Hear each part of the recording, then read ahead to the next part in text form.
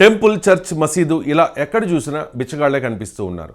ఇదివరకు రోడ్ల మీదనో ట్రాఫిక్ సిగ్నల్స్ దగ్గరో బెగ్గర్స్ కనిపించేవాళ్ళు. కానీ ఇప్పుడు ఎక్కడ చూసినా వాళ్లే కనిపిస్తూ ఉన్నారు. ఒక్క భారతదేశంలోనే కాదు, ఈ సమస్య పాకిస్తాన్లోనూ తీవ్రంగానే ఉంది. దీంతో గల్ఫ్ దేశాలు ఉక్కుపాదం మోపుతూ ఉన్నాయి. పాకిస్తానీలపై ఫోకస్ పెట్టిన సౌదీ, యుఏఈ వారిని బహిష్కరిస్తూ ఉన్నాయి. ఈ నేపథ్యంలో బిచ్చగాళ్లుగా పాకిస్తానీలను ఈ ఏడాది సౌదీ అరేబియా డిపోర్ట్ చేసింది.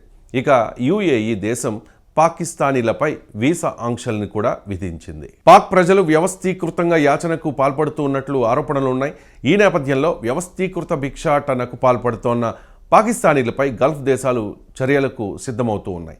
భిక్షాటన చేస్తోన్న దాదాపు 24,000 మందిని 2025లో సౌదీ వెనక్కి పంపగా దుబాయ్ 6,000, అజర్బైజాన్ 2,500 మందిని బహిష్కరించాయి.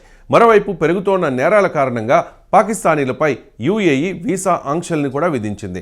అక్రమ వలసలు, భిక్షాటన ముఠాలను అరికట్టేందుకు పాక్ స్వదేశీ విమానాశ్రయాల్లో 66,000 మందిని అడ్డుకుంది.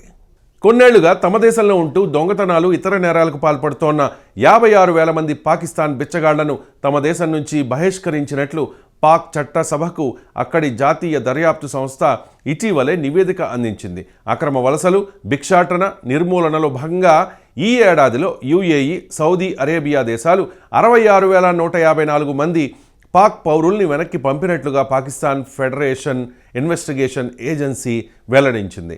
ఈ మేరకు తమ దేశ జాతీయ అసెంబ్లీ స్టాండింగ్ కమిటీకి నివేదిక అందించింది. వర్క్, పర్యాటక, ఉమ్రా వీసాలపై వెళ్లిన వారే 51,000 మంది బహిష్కరణకు గురైన వారిలో ఉండడం ఆశ్చర్యాన్ని కలిగిస్తోంది. పాకిస్తానీ ప్రజలు వ్యవస్థీకృతంగా యాచనకు పాల్పడుతూ ఉన్నట్లుగా ఆందోళనలు వ్యక్తమవుతూ ఉన్నాయి. దీని ద్వారా హింస కూడా పెరుగుతున్నట్లుగా తెలుస్తోంది. పాకిస్తానీ యాచకుల వల్ల అంతర్జాతీయంగా దేశ ప్రతిష్టకు భంగం కలుగుతున్నట్లు ఆరోపణలు వస్తూ ఉన్నాయి. బిచ్చగాళ్లుగా మారిన సుమారు 24,000 మంది పాకిస్తానీలను ఈ ఏడాది సౌదీ అరేబియా డిపోర్ట్ చేసింది. ఇక యుఏఈ దేశం మాత్రం పాకిస్తానీలపై వీసా ఆంక్షలను విధించింది. గల్ఫ్ దేశాల్లోకి ప్రవేశించిన తర్వాత పాకిస్తానీలు నేరాలకు పాల్పడుతూ ఉన్నట్లు తెలిసింది. వ్యవస్థీకృతంగా సాగుతోన్న యాచనను నియంత్రించే క్రమంలో 66,000 మందిని ఆఫ్లోడ్ చేసినట్లు అధికారులు చెబుతూ ఉన్నారు. ఎఫ్ఐఏ డైరెక్టర్ జనరల్ రిఫాట్ ముఖ్తార్ మాట్లాడుతూ బెగ్గింగ్ నెట్వర్క్లు పాకిస్తాన్ ప్రతిష్టను దెబ్బతీస్తూ ఉన్నట్లుగా చెప్పారు. గల్ఫ్తో పాటు ఆఫ్రికా, యూరోప్ దేశాల్లోనూ ఇదే పరిస్థితి నెలకొందన్నారు. అయితే పాకిస్తాన్ బిచ్చగాళ్ల అక్రమ వలసలు కేవలం గల్ఫ్ దేశాలకే పరిమితం కాలేదని, ఆఫ్రికా, ఐరోపా దేశాలతో పాటు కాంబోడియా, థాయిలాండ్ల పర్యాటక వీసాలను సైతం దుర్వినియోగం చేస్తున్నట్లు గుర్తించామని ఎఫ్ఐఏ డైరెక్టర్ జనరల్ తెలిపారు.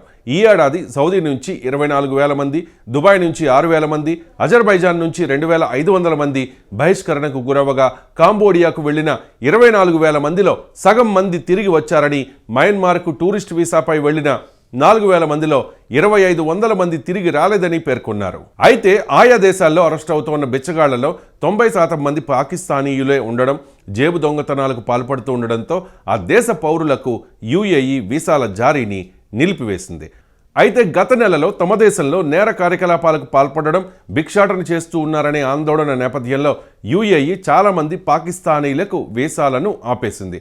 పాకిస్తాన్ వేలాది మంది పౌరులను ఎగ్జిట్ కంట్రోల్ లిస్ట్ లేదా నో ఫ్లై జాబితాలో ఉంచిన నెలల తర్వాత పాకిస్తాన్ పార్లమెంటరీ ప్యానెల్ ఈ సంఖ్యలను జాతీయ అసెంబ్లీలో విడుదల చేసింది. గత ఏడాది సౌదీ అరేబియా పాకిస్తాన్ యాచకులను పవిత్ర నగరాలైన మక్కా, మదీనాల్లో భిక్షాటన చేయకుండా ఉమ్రా వీసాల దుర్వినియోగాన్ని ఆపాలని కోరింది. చాలా కాలంగా హజ్, ఉమ్రా వీసాలను దుర్వినియోగం చేస్తూ చాలామంది పాకిస్తానీ యాచకులు మక్కా, మదీనాల్లో అడుక్కుంటూ ఉన్నారు.